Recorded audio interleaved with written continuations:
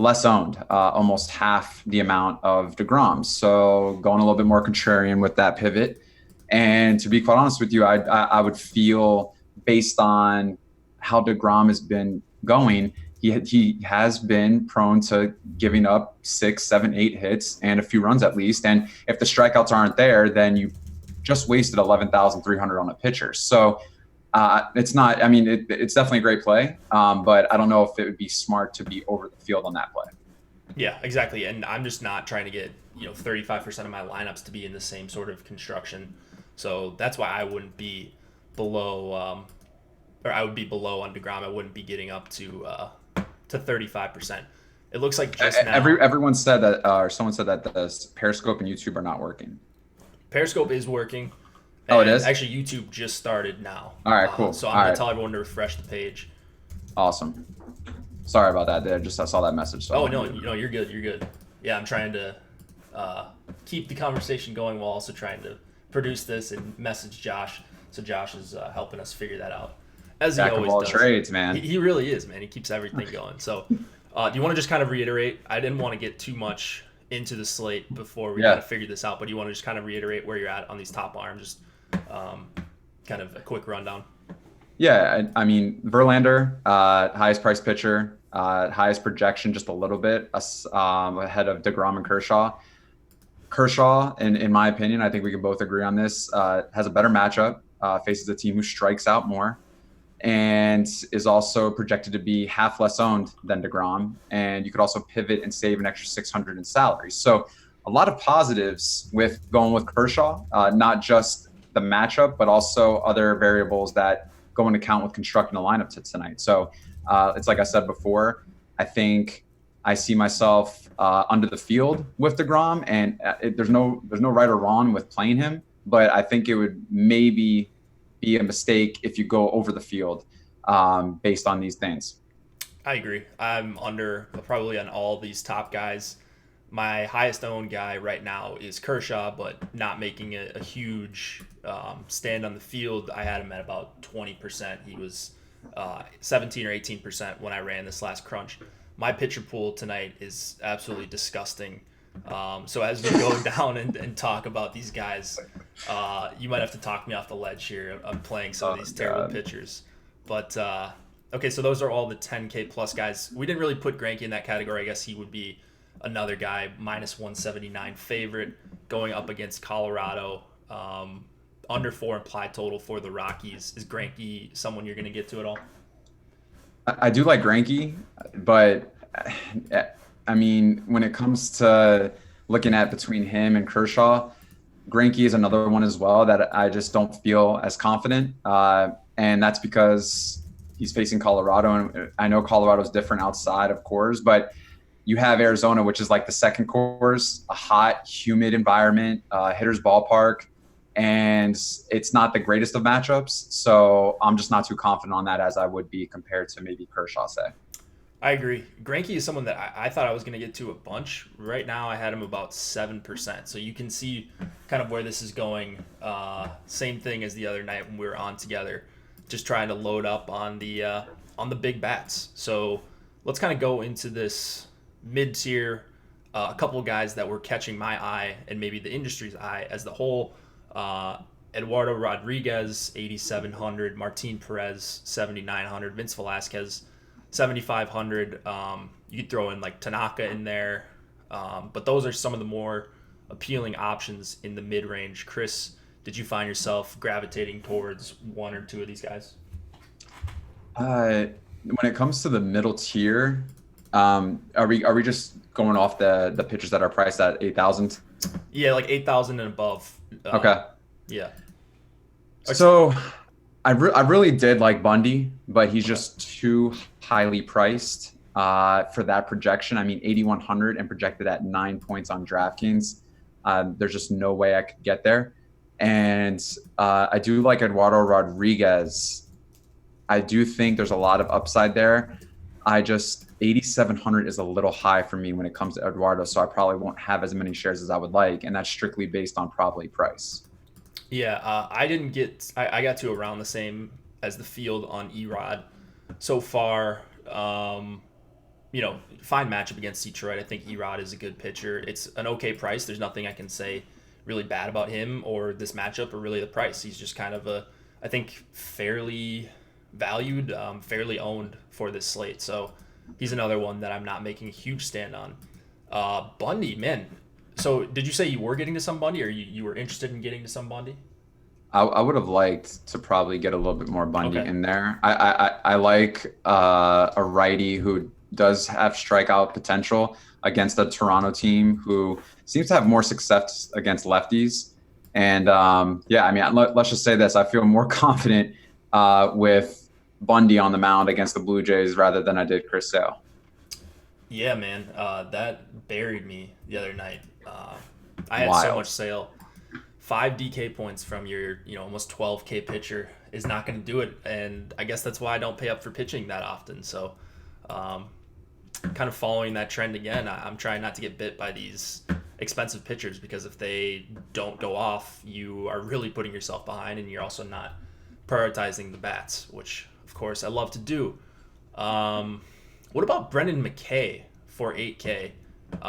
Going up against the Yankees, kind of a favorable lineup with no Gary Sanchez.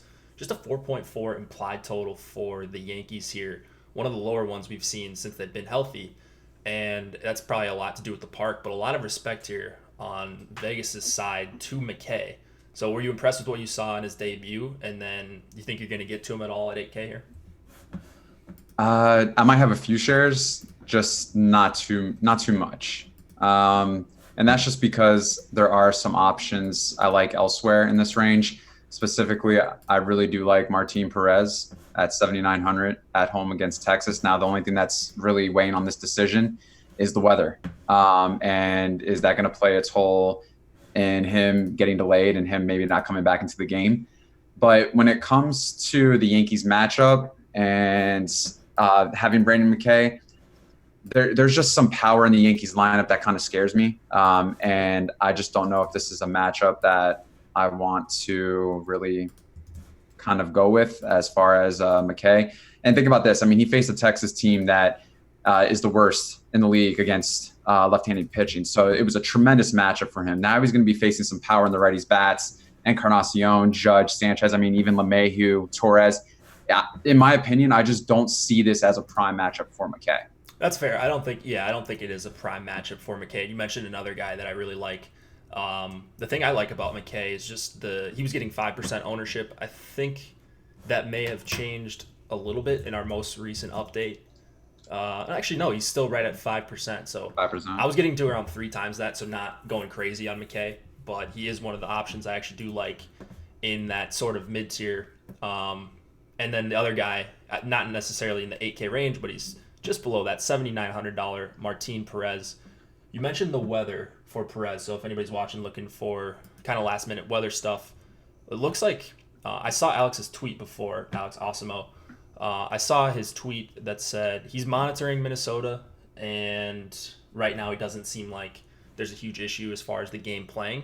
So for me, I'm just playing this straight up. I don't know if you've seen anything more recent, Chris, but overall, you worried about the weather, because I think we both really like the spot for Perez.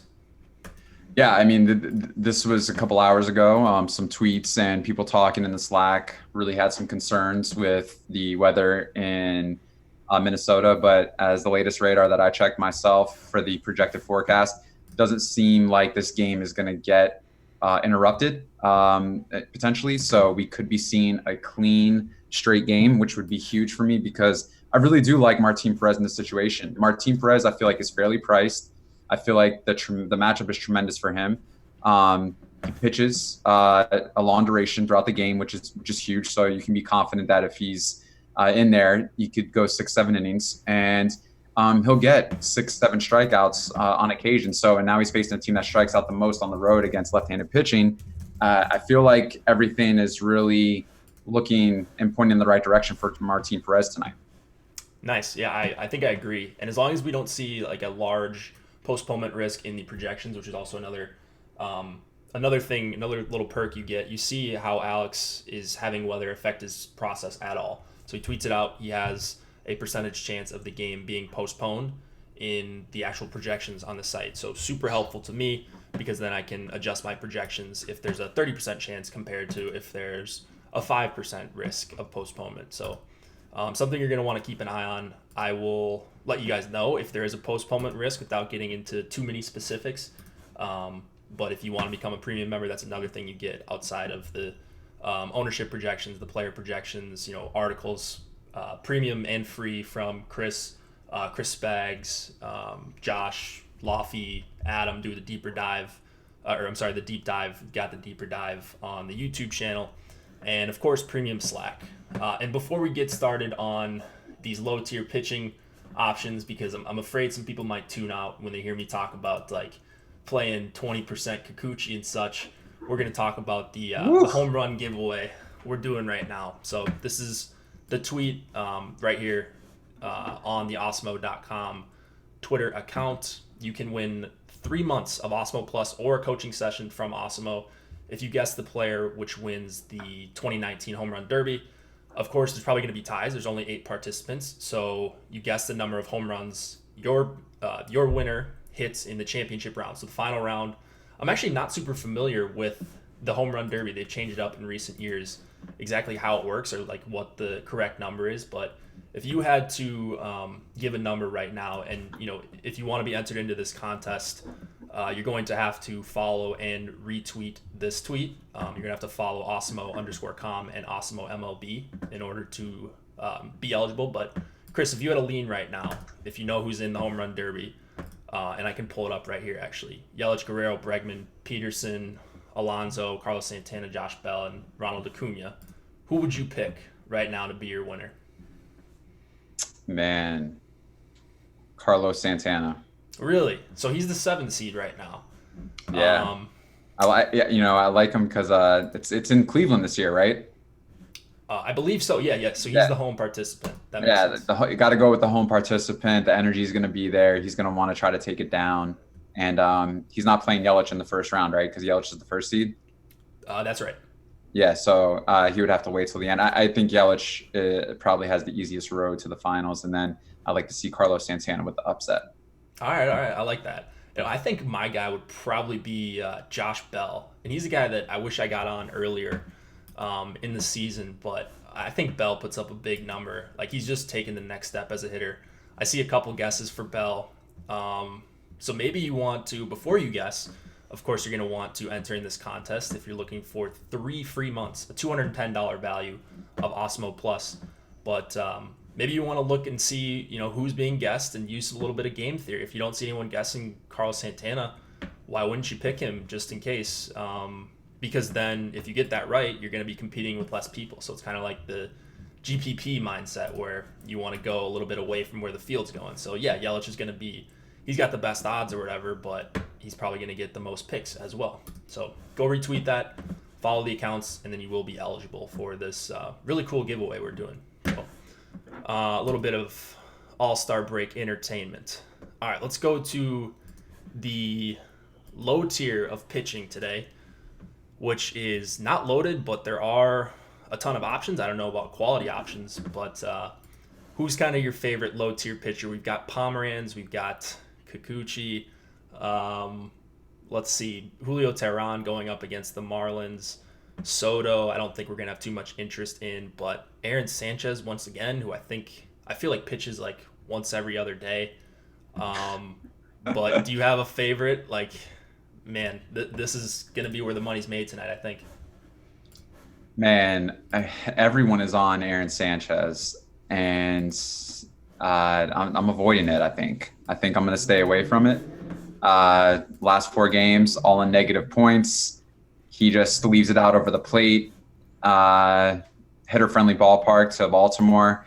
And, I mean, let's not be fooled. I mean, Baltimore could put up runs. We've seen it here as of late, depending upon the matchup. And they've hit some really good pitchers as of late. So they're going up against a pitcher who's not that good. And I just don't know if this is a spot where you're paying $4,900, yes, so maybe he doesn't have to get much. He doesn't have to really perform much to get there. But maybe you could pivot to a Kikuchi, I know that you like, or who is also cheaper, who is in a pitcher-friendly ballpark and pitching at home. So yeah, I mean, I don't know, man. I'm not on Aaron Sanchez. How about you? Not really. Not as much as the field is at the very least. So none of these guys. 25%.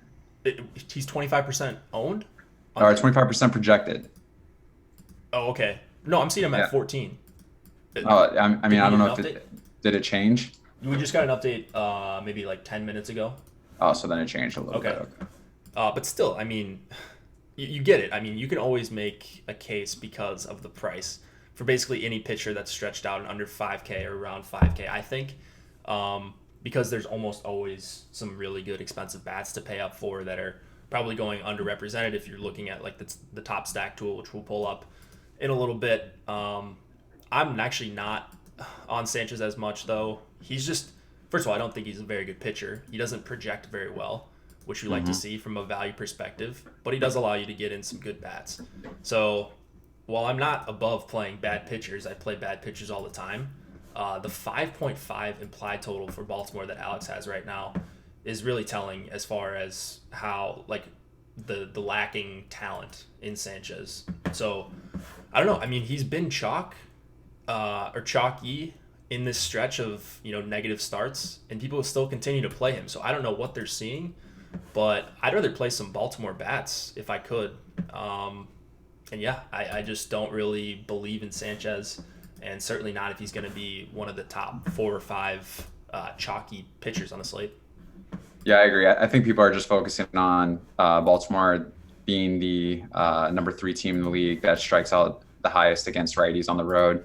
But other than that, I would feel like that's the only variable and factor. I mean, and then they do have some weak power at the plate at the bottom of the lineup.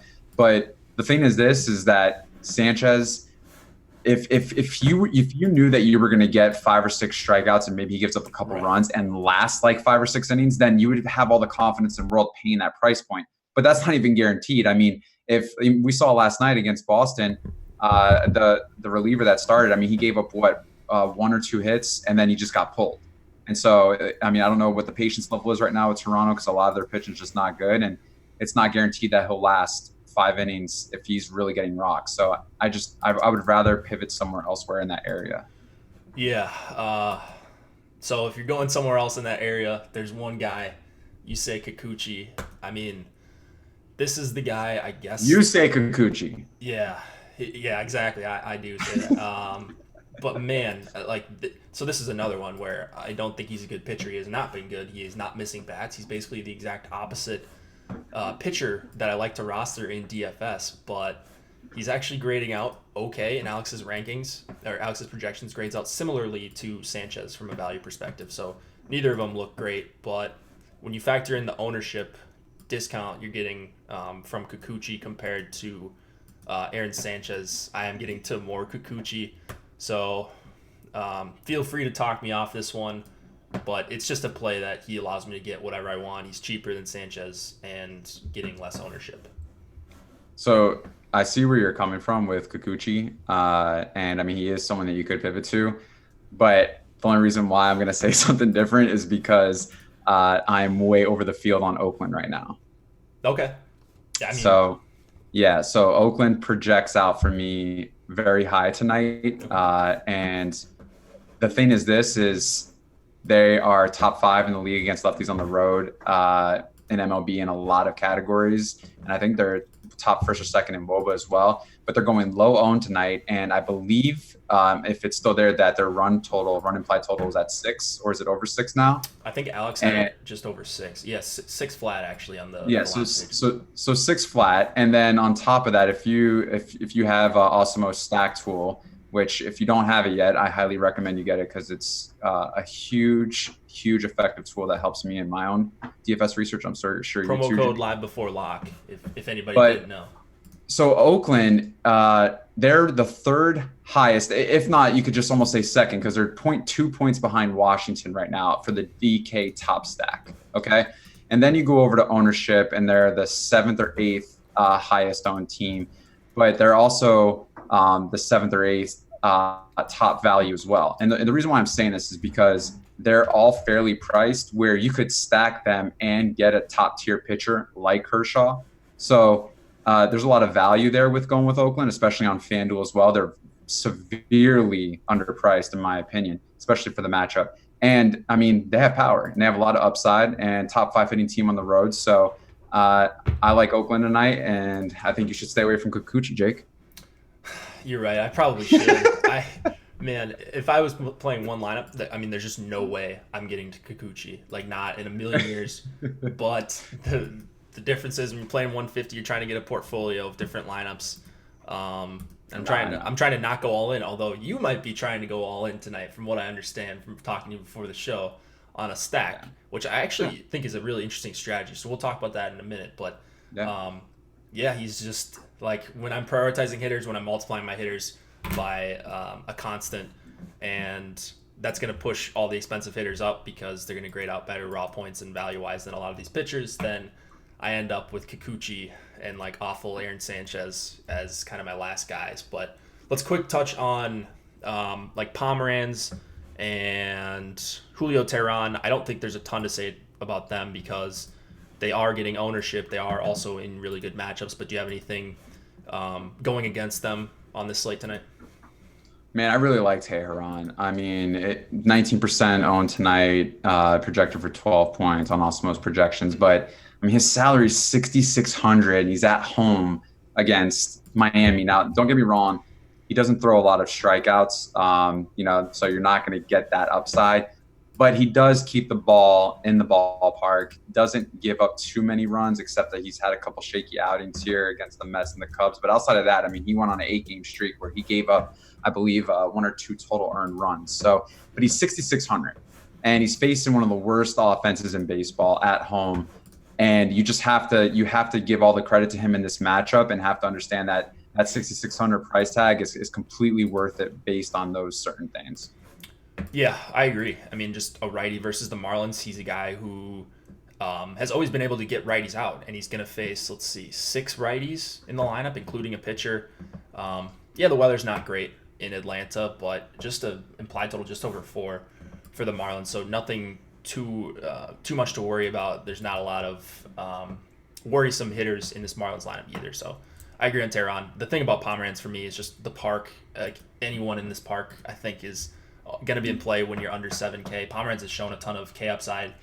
I was talking to Alex today on the Yahoo show, and he thought that maybe Pomeranz is getting a little bit unlucky as far as allowing base runners, and he's throwing like a normal amount of pitches. He's just not going deep into games, so he's getting a little bit unlucky on that front. If he could put it all together and get you 6 innings, he's a guy who could go easily a K per inning, as he's shown recently. So do you like Pomeranz?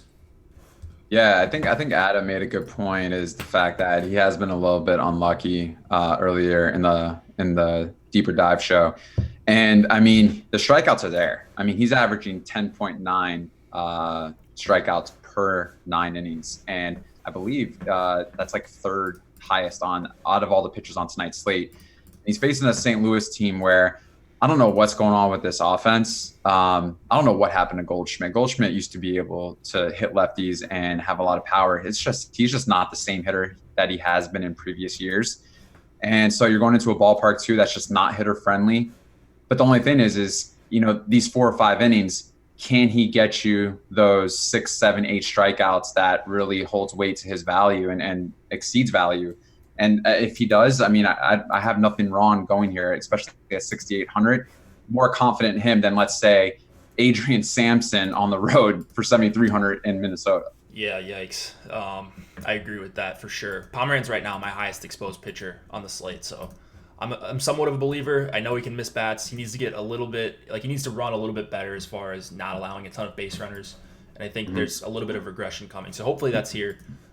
You're probably not going to get him too cheap for the rest of the season if he keeps up these K numbers. So under 7K on a slate where I love the Red Sox, just putting that out there.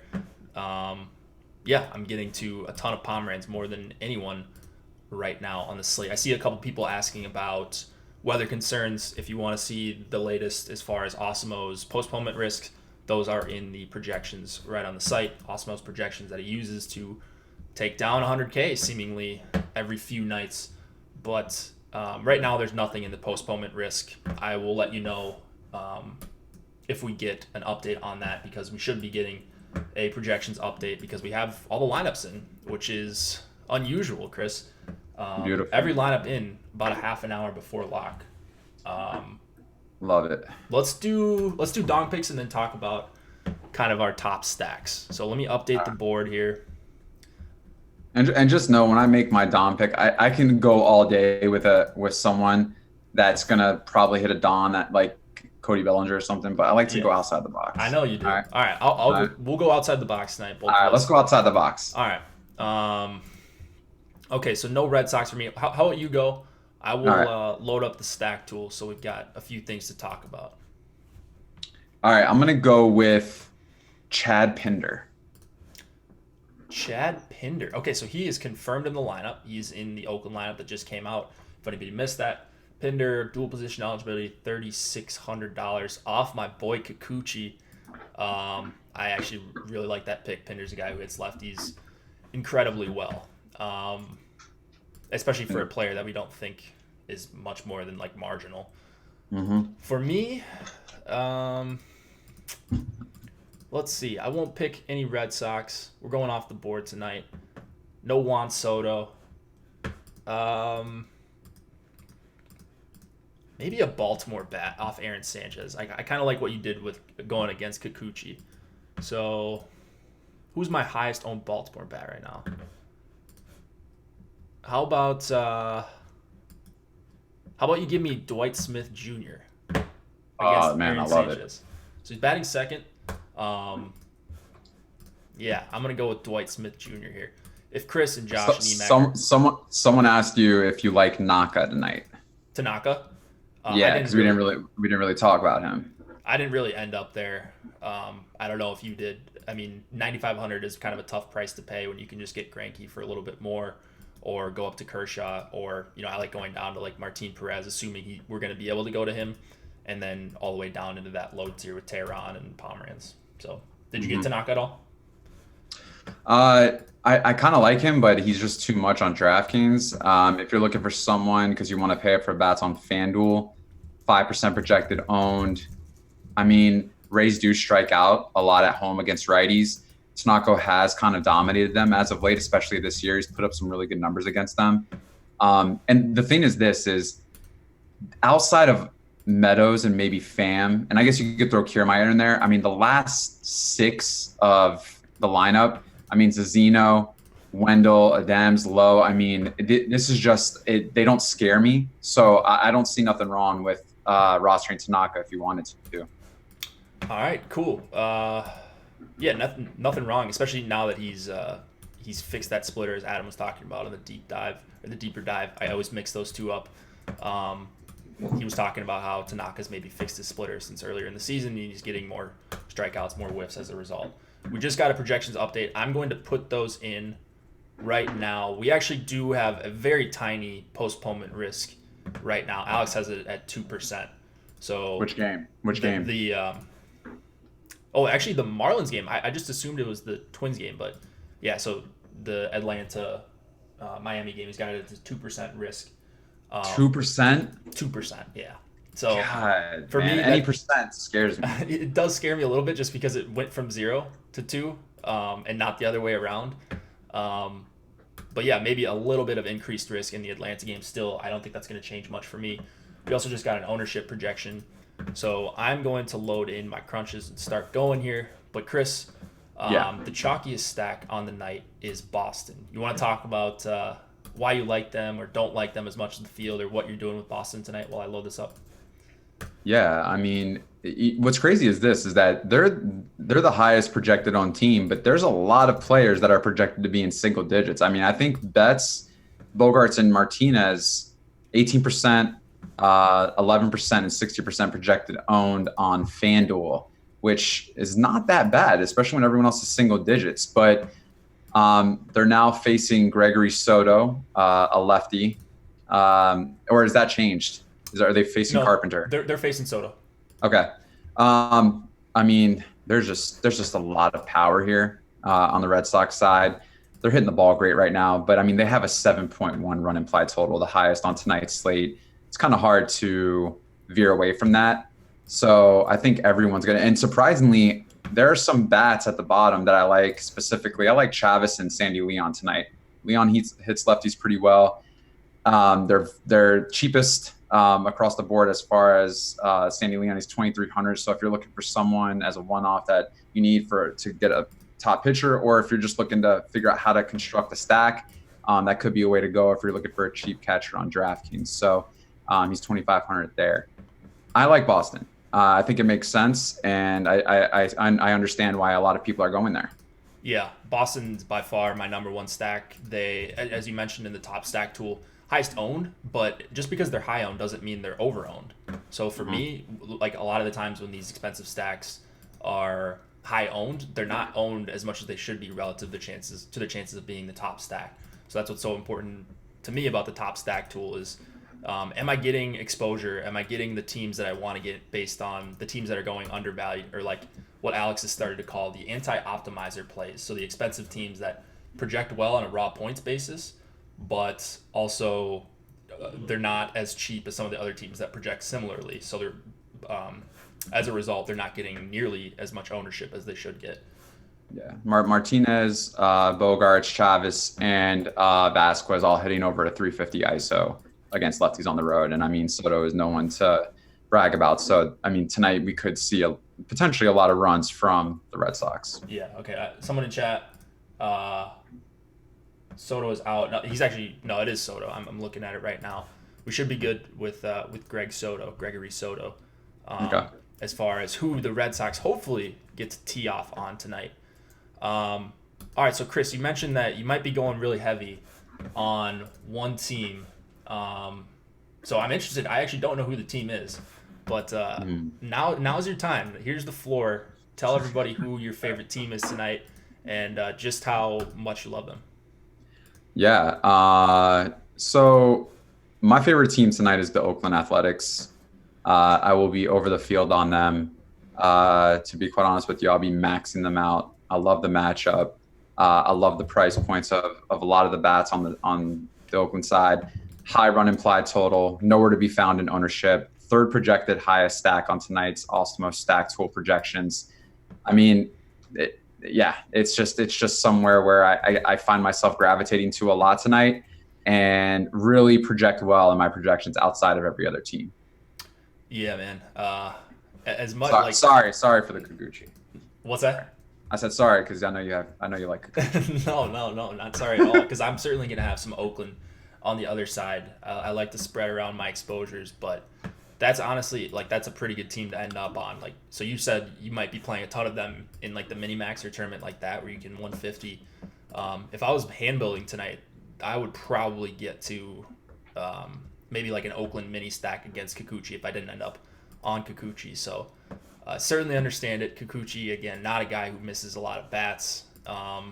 Overall, not a very good pitcher, but I don't know. I'm hoping it's one extreme or the other. So if Kikuchi gets blown up, I hope he gets completely crushed. I wouldn't be too sad about that because I'm certainly going to have some Oakland on. And if you're looking for a one-off tonight, Matt Olson, 520 ISO, 497 WOBA against left-handed pitching on the road. I mean, just want to throw that out there. I mean, and he's nowhere to be found in the projections tonight. Yeah, did they mention him on the deeper dive? I think they might have, just saying that. I think Adam said that he liked Olsen tonight if he were to pick a bat from that lineup. Yeah, which he's right. Yeah, I like that a lot because he does hit lefties well and he's not getting owned, and there's a good chance that if they get Kikuchi out of the game, he's probably going to see a right-hander at some point. So I think that's a pretty good call. All right, let me start up these FanDuel crunches and then get my next 5-2 out of the way. What's your favorite lineup construction on DraftKings on a site like this? Like, are you a 5-man stack? Do you like more 4-4? Or kind of what's your bread and butter as far as stacking strategies? Man, I've been flirting with it. I like the 5-2-1 and I like the 4-4. It really just all comes down to salary, man. I mean, if there's a way where I can fit the 5-2-1, I've seemed to be going that with my primary way. But I mean, there's really nothing. There's no right or wrong way. I just really enjoy the one-off. I like getting two from a team that I think projects high. And then I like sticking with a team that I feel truly confident in. And we were talking about it earlier, where I've been doing something different lately, where I just go 150 max in the mini max specifically of the same team with 150 different combinations. That's actually It's not wild. it's Wild. not a bad strategy too, because I've actually seen it on Manny Laura's stream. He's experimented with that, and there were some good points made and good conversation around the industry of, well, if that stack, like, okay, so if the stack goes off, obviously you're gonna just ship everything, or you'll have a really good chance to ship everything if that stack scores 10 plus runs. But even if they score like 4 or 5 and you get a couple home runs, you're gonna have 2 or 3 guys that really outperform their price tag. And so even like if the full stack doesn't go off, like if you get a few runs here and there, you're probably still cashing a bunch of lineups anyways. So you're at least, like, it's not like you're gonna miss out on all your lineups cashing, unless they get shut out or something, or no hit. But you're still gonna cash a bunch, and that's not a bad way to go if you're just trying to go all in and get 60 to 70% of your entry fees back. Live to fight another day. Yeah, I mean, I find myself, because when a team goes off, or a few teams go off, it's usually those teams that are at the top of the leaderboard with some sort of combination of that team, right? So the way I kind of look at it is I like to have 150 different combinations to put myself in the best position. If that team is projected on my projections to be high, and I think they have a lot of potential, I mean, that's kind of the approach that I've been taking as of late.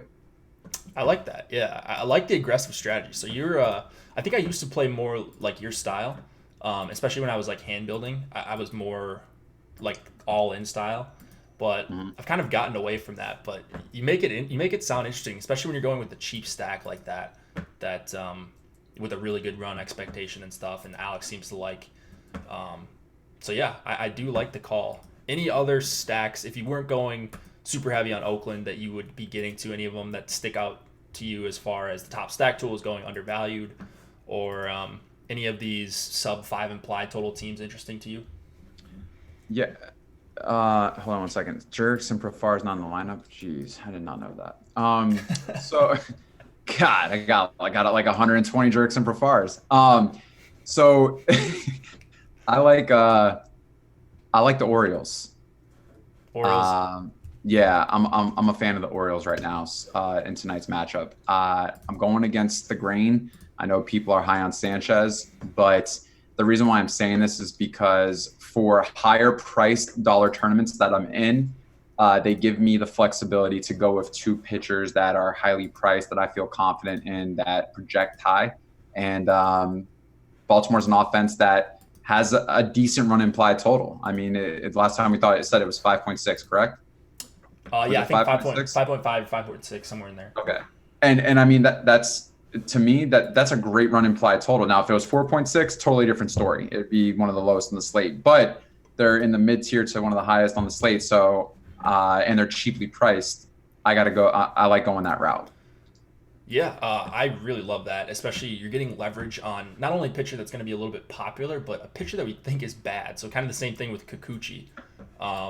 There's a really good chance one of those guys gets blown up, and Baltimore's got a very good implied total, even higher than Vegas when you look at Alex's run totals that he comes up with using his model. So he's got him at 5.5 right now against Sanchez. And yeah, I mean, we've seen Sanchez time and time again, very recently, get blown up and not be able to get through the third time through the order.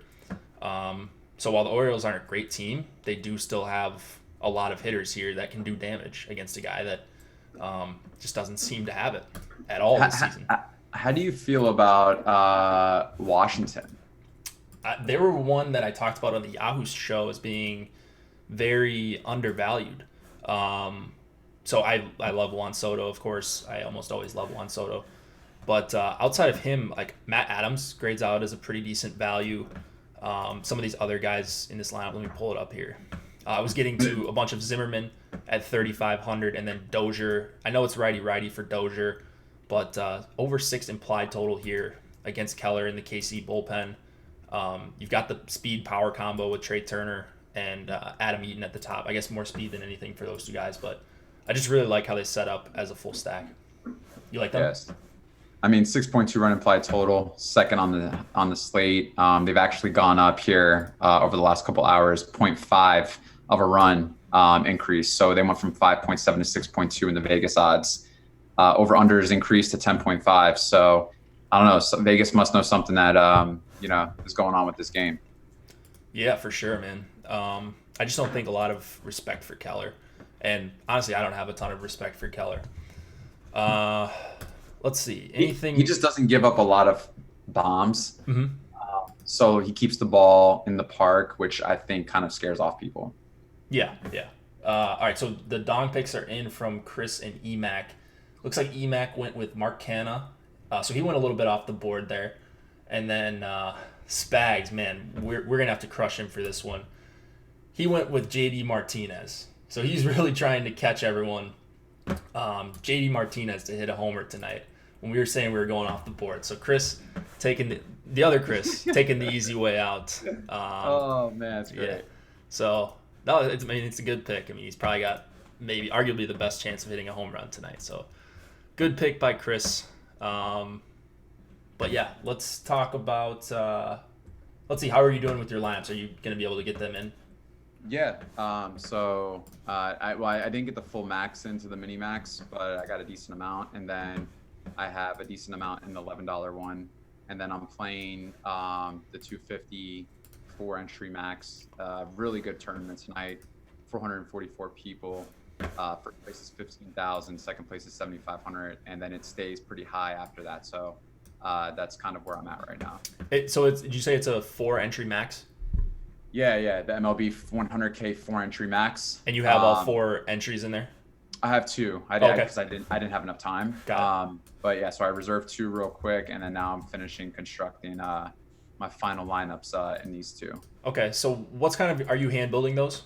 I'm hand building them, yes. Okay, so what's kind of your strategy for hand building compared to your optimized lineups? You said you're going super heavy on Oakland, so we know that, but would you take a different stance because you know that Oakland's going to be probably even chalkier in that tournament with less entries? You can go a little bit chalkier and still be different, whereas in a big multi-entry field, they might be lower owned because people don't care about value as much. You're really trying to hit the home run, for lack of a better term. But what's kind of the difference there? Are you thinking Oakland, those? Are you going to have pieces of them, maybe just not main stacks? Or are you just all in on Oakland tonight?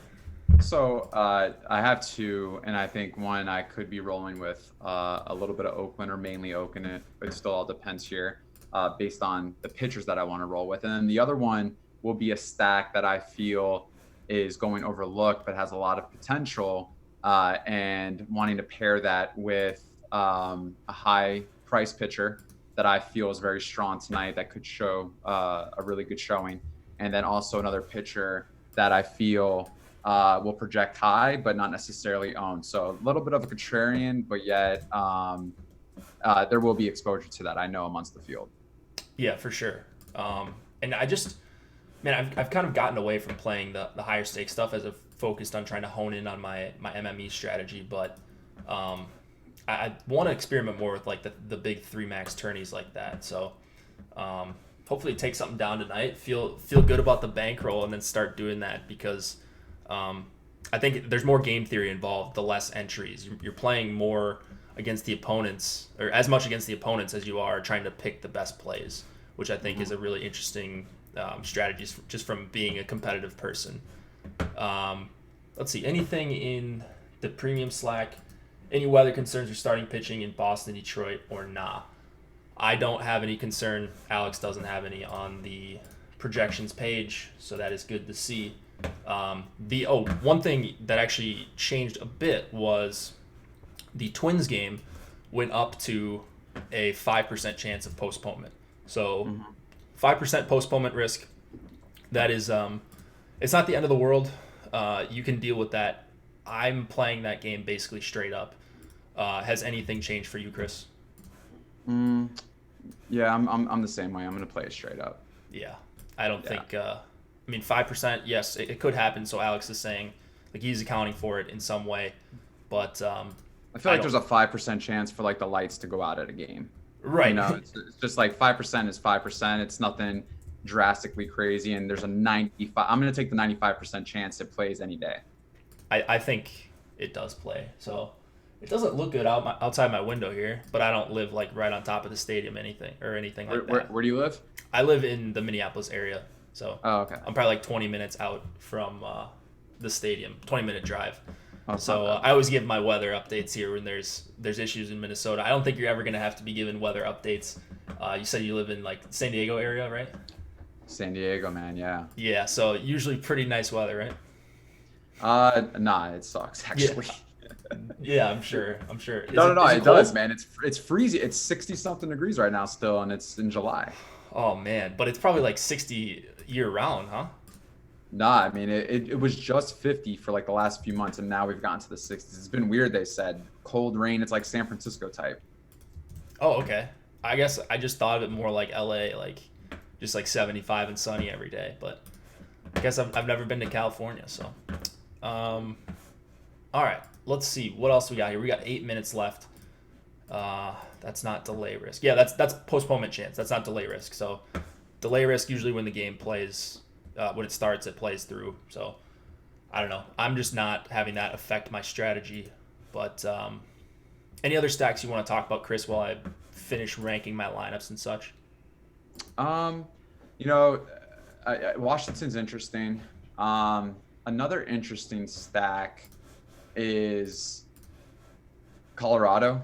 Very contrarian, but they've beaten up on Greinke a little bit in the past. So I feel like a lot of people probably won't even consider that. So that could be another interesting play. I do like the Yankees.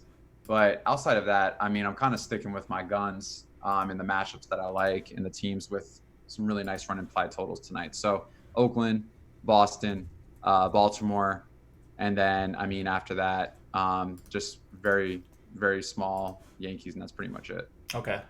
Yeah, man, I'm going to end up on all the Boston right now. If I'm looking at these lineups right, I'll have exposures for you guys in just a few minutes, but yeah, looks like I'm going down with Boston tonight, which I mean could be worse. I could be How do you all feel in about on. that? I mean, I don't know. I could be all in on like a terrible team, like I don't even know, Baltimore or KC or someone like that. KC was actually a stack that was going very heavily over-owned earlier today. I don't know if that has stayed true to now, but yeah, they were one of those teams that like they had a decent implied total. It wasn't even that great, but me and Alex and Josh were a little bit puzzled as to why that stack was getting so much ownership. 5% chance that Washington will postpone a game, even with clear skies all around. Yeah, Washington's notorious for that kind of, they cancel games when it's convenient for them when they don't have Max Scherzer on the mound, whereas when Scherzer's pitching, they're looking to play that game at all costs. So using that to their advantage, although I thought the MLB cracked down on that a little bit in recent years. I guess we had one, I think it was the Nats actually, a few weeks ago. That was really, really frustrating one where they canceled a game that should have never been canceled. So, all right, let me pull these DK lineups. I'm guessing I'm going to have just a ton of Pomeranz. Has anything changed for you? What's kind of your biggest stand outside of your Oakland stack? I know you're going super heavy on Oakland, but has anything changed from the start of the show that you're seeing? Have you made any adjustments, any big adjustments? Nothing crazy. I am flirting around with Washington right now in these last few minutes, just seeing kind of what I can create from it. But outside of that, no, nothing's really changed. Okay. I like that. I'm hoping a lot of Washington pops up for me. I really like the spot, and it just goes to show that we almost went through a whole show without talking about the Washington bats, when that should never be the case. I get that Boston is the big flash of total, and I'm playing a lot of Boston, but you shouldn't be ignoring these secondary teams. And I don't even know if they should be called a secondary team with that total. So, right. Let's see. All right, pasting in my DK lineups, I'm seeing way too much Kikuchi. Oh man, this is gonna be a tough one. He comes up a lot, man. You're finding that as well? Well, I Yeah. guess not if you're locking Oakland, but yeah, that's whew. All right, let's see here. Rendon, is Barreto gonna dong? That's what someone's asking you. Is that a No. 9-hole dong? I mean, EMAC would love that. EMAC loves the 9-hole dongs. Man, this is a little tough right now. I'm in a little predicament. All right, you go. I will. No. I'm just trying to figure out. Sometimes you want to get a little crazy, and sometimes you don't know if crazy is the right answer. Yeah, I mean, So you've been right on your quote unquote crazy calls more often than not. So, got to ride this hot streak. I mean, you called the Jason Vargas complete game shutout, so that's all I need to know. you guys gotta stop with that, man. No, man, that's one of the more impressive calls I've seen. I couldn't believe you wrote him up that day. I could not believe that he went off. So you're starting to make me think you may have some insider information, especially after the Stripling thing a couple days ago. Nah, man, no insider information. I promise you. How do we feel about DeGrom? That's the main thing. Yeah, I will pull up his exposure right now. DeGrom, man, did I really? Let's see here. I got under 5% DeGrom, and he's 34% owned right now, Yeah. which is a little bit worrisome. But Yeah. I always feel worse when I'm missing out on the top stack compared to the top pitcher. Like, I'm way more worried about 9 bats crushing me, like a lineup like the Yankees or someone like that, or the Red Sox tonight that's deep. Yeah, I just, even if DeGrom goes, he has a nice game, 30 points. If my stack does what it's supposed to do, then that's not going to matter if the stack's expensive. So that's how I try to look at it. But Dong Pick Bell. If you guys want to respond to your with your Dong picks, go to this tweet. I'll post it in the YouTube chat right now, and then maybe you'll get a like or a retweet or get noticed if your Dong pick goes off. So more for bragging rights than anything, but if you could respond to that, that'd be pretty cool. We want to see who you guys think is going to hit a home run tonight. All right, we've got a couple more minutes until lock.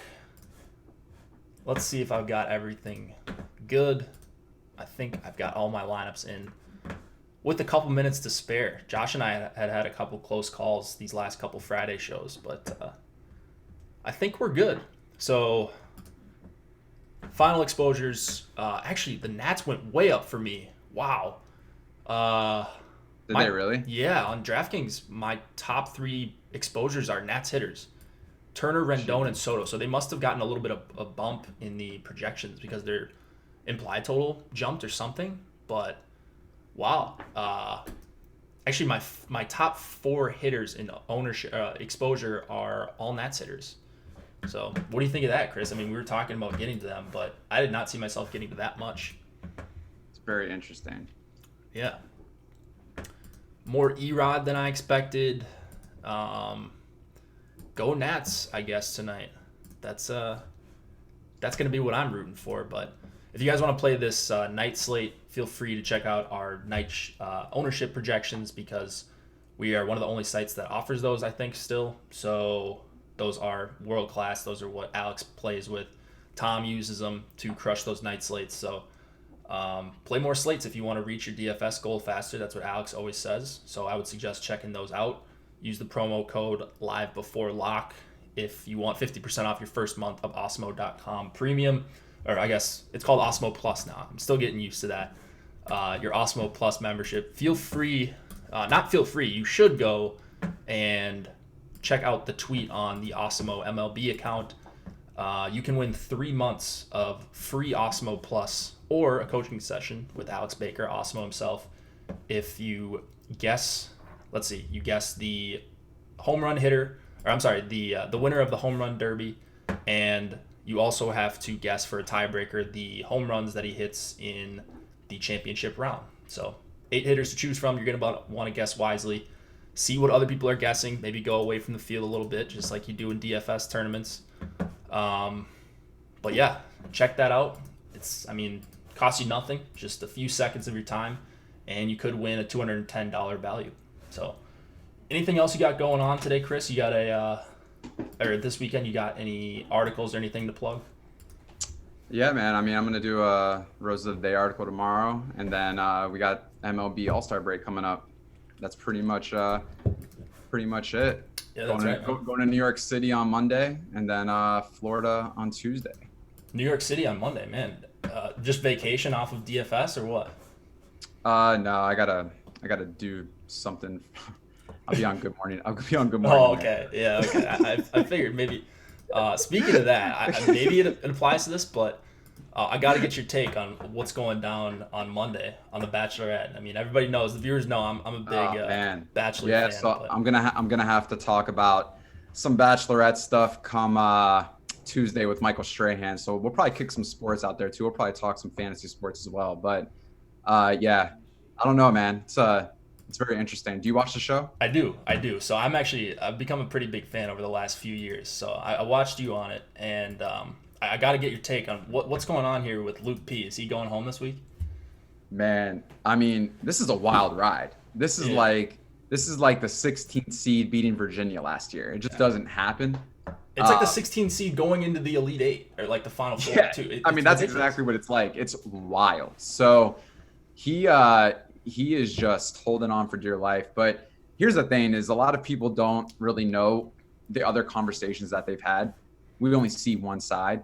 She knows damn well she's not going to keep a guy that far unless there's been a lot of things going on that keeps them having a strong connection. So she's not seeing all this stuff until now, like all the one-on-ones and with the guys and the interactions and the camaraderie and stuff. So she must be like, shit, this guy was really wild. But I mean, he suffers from not having awareness yet, and that happens on the show. Right. So he was probably a completely different person. He's probably a cool dude in real life. I've actually talked to him, so he's not too bad. And he's just someone that got the short end of the stick, man. He got screwed. I mean, that's the bottom line. Yeah, I mean, I don't think the guys in the house are doing him too many favors either. So nah, they're a bully. How about that Garrett guy, the PGA guy? Yeah, he's he is not pulling any punches. My God. Yeah, I mean, I'm looking forward to it. It appears there's going to be a big blow up on this Monday episode. So yeah, I think what it comes down to is she was really attracted to him, right? She was sexually attracted, and then another thing was the religion that really connected them. So you have those two things, and those are the two biggest things that are important to her. Someone who's really deep and deep in faith, and then someone who's good looking, who is a man. So I think that carried weight and really put a Band-Aid over everything to lead them to now. But then I saw the preview to his parents and how he was in front of them. He was a normal ass dude with normal ass parents that probably he just went, dude, I'm telling you, when you're on that show, I'm a victim of it. I went fucking crazy. I had too much tequila in front of Wayne Newton, and it was downhill from then. So I mean, yeah, there's really no other way to put it. Think about this. You have no phone, no friends, no family. You can't do anything unless you're told to do it. And you're stuck in a confined spot for however long you're on the show. I was there for 40 days. I mean, imagine that. How do you think after a few weeks, you're going to go insane? You have no routine. You can't get along. Yeah, I mean, it doesn't, like, when you think about it, it's not as glamorous as it might seem, you know, or as easy as it might seem. So, there's times you feel bad for Luke P. I've certainly, my girlfriend and I have talked about it. We felt bad for him quite a few times. Maybe we can actually recap this on Tuesday. We can talk about what we see. I'm assuming you'll be watching Monday night, right? Yeah, I don't think we have do we have a live? Oh, I'm sorry. No, we're on All-Star break. The following Tuesday, we'll come back and we'll have a couple episodes under our belt and I'm kind of nervous because I got to talk about Luke P on Good Morning America. Oh, really? I don't want to. Everyone's been trashing the guy. I don't want to trash the guy. There's just no justice in that. And it's not fair to him. Right. So exactly. I got to find like the silver lining with that and just make sure that I don't go too hard on the guy, I guess you can say. Yeah, I mean, he's shown some good traits as well. So I agree. Yeah. No need to bury the guy. He's already getting buried. But yeah, man, this was a cool show. I'm glad we could do a little Bachelorette talk at the end. Maybe we'll make that a regular segment when we're on. So who'd you go with at the end in your stacks? I'm sorry, for MLB or my Bachelorette stacks?